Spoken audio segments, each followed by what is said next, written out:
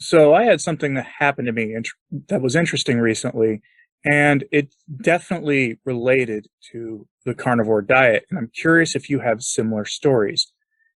So to tell you this story, I have to get a little bit personal with you. I am a regular plasma donor. I have been since I was an undergraduate in college in the mid first decade of this century, in the mid 2000s. And I never stopped after I got my PhD. I don't really need the money anymore. I just kept doing it because I believe in what the plasma center does, or their parent company does with my plasma. They tend to make medicine for burn victims, and in my case, I'm on a special program where they make that treatment that women who are expecting are given towards the end before they actually have their child. If you are a parent, you probably are familiar with this treatment that they get. According to my wife, it was one of the most painful things she had to go through during the entire thing, except for, of course, the labor itself. And I've been on that program with the company I donate with since 2011, 2010, somewhere around there. One of the longer ones, especially at the center I donate at. And I tell you that because when you donate plasma, the process looks basically like this. They stick you as if you were doing a whole blood donation, except your blood goes into a machine that centrifuges the blood, which then separates the red cells from the plasma. They collect the plasma, return the red cells to you, repeat until you donate how much you're supposed to donate, which is, in my case, 880 milliliters. I'm, a big guy. I can do the full amount that they're looking for. 880 milliliters is about 64 ounces. And it takes several cycles to do this, several, collect and return cycles to pull this off. And I've been doing this long enough that despite the fact that this fits my values to do, there's a physical limit to how long you can do this, I think, at least for me. And that's because I'm getting the scar tissue from doing this. Now it's easy to hide. I, wear it under a shirt or whatever, wear a long sleeve shirt and no one ever sees it. But when you donate, there's a very small chance that anytime you donate, that they won't be able to return the red cells to you for one reason or another, because of the mechanical failure of the machine, or because of a bad stick or something. That happened to me this last week when I tried to donate, and I lost red cells. They weren't able to return them. I lost over 200 milliliters of red blood cells. What does that mean? That means that's the equivalent of essentially as if I had gone to the Red Cross and donated whole blood, which I used to do in high school. So I can't donate for the first time, or I can't donate until early September. And I have to make a decision if I'm going to keep doing that anyway. Wasn't doing it really for the money. In fact, when you're driving 40 miles each way these days, around here was about $4.50 a gallon to get there, and back 40 miles each way. The amount they were paying me was barely more than what I was getting, what I would have to put in the gas tank.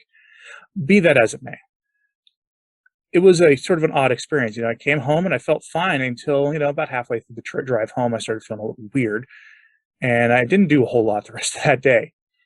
If you were to look on some of the work I do online, you'd be able to kind of tell that there was something off with how I was feeling. And so I decided the carnivore diet should be able to help me out, right? This is one of those things where we are, people kind of tout carnivore as a miracle cure for things. And I woke up in the morning the first day after and felt like I had not slept at all. It just felt weak. So I didn't go to the gym. This is the second day. I'm recording this on the second day. And I went on I won't say radical sort of organ meat thing, but I decided to, really add organ meats back in. So I looked at my freezer. I didn't have any portioned out liver. So I thawed liver last night overnight to portion out and have some today. But I did have portioned out beef heart. So yesterday I ate a ton of red meat and I had beef heart with it. The hypothesis goes like this, that what blood is essentially, it's protein, it's iron, and there's a few other things. And the big caution we're given about eating organ meat from some who are more skeptical about organ meat and whether you need it or not is this, that you can get too much iron or too much vitamin A. And I don't think most people really think you can get too much vitamin A per se. But the theory is, get too much iron. Well, I lost 200 milliliters of red cells just a couple of days ago. So I had 3 ounces of beef heart in addition to just eating ground beef and a little bit of bacon and then a steak later in the day. I also didn't track my macros like I normally would. Normally, I limit I get a certain amount of protein and a certain amount of fat for weight loss purposes. Right now, I'm trying to heal, so I just ate till I wasn't hungry. And even then, I usually, with the tracking, I'm not hungry anyway. But this is definitely, I ate more, we'll say. So I had 3 ounces of beef heart yesterday. I woke up this morning feeling perfectly fine. I would not, if I hadn't known what had happened, I wouldn't know at all. This is day 2. So I'm about to try to go to the gym. Now, you're seeing this after the fact, and I'll let you know in the comments if something happened. But my plan is to have my heavy compound back workout.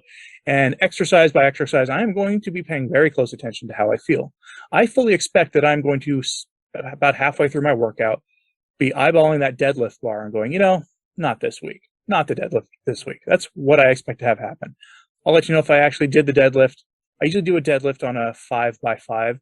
For a guy my size, I don't deadlift that much weight, but I do, 5 sets of 5 lifts. So, it makes up for it. But I expect I'll be skipping that part of the back workout today. But if I feel up to it, I'll do it. So I'll let you know in the comments if anybody's curious if I actually followed through. But I feel completely better today. In fact, yesterday it was weird. I was weak until I ate my breakfast, which didn't even have the heart in it. The heart was in my second meal. My breakfast was just a pound of extremely lean ground beef that I had gotten at Walmart marked down. We're talking 96% lean. I had some butter to balance it out and some bacon. The classic beef butter bacon. No eggs. It's the only thing I was missing. Otherwise, it would have been the the BBBE challenge on one plate. Dinner, I had a steak with the beef heart. Nothing quite remarkable about those meals. Today, I'll be smoking a picanha, which will be kind of cool. It's a sirloin cap. It has a perfect fat protein ratio. It's like a ribeye, except about $3, $4 a pound cheaper most of the time. And I had one in my freezer, so I'm going to be doing that today. The liver will probably be the second meal of the day. Not sure what I'm having for first meal. I think a little bit of lamb or something. I don't know. We'll find out. It's going to be another iron-rich day today. Anyway, let me know in the comments if you've had similar kinds of things that should have really kind of made you take it easier for a lot longer than it did because you just ate a little bit of liver or something and a little bit of organ meat and you were back to basically baseline immediately after. Let me know in the comments, please. Like and subscribe if you haven't. It does help these carnivore channels grow. And thanks for watching today.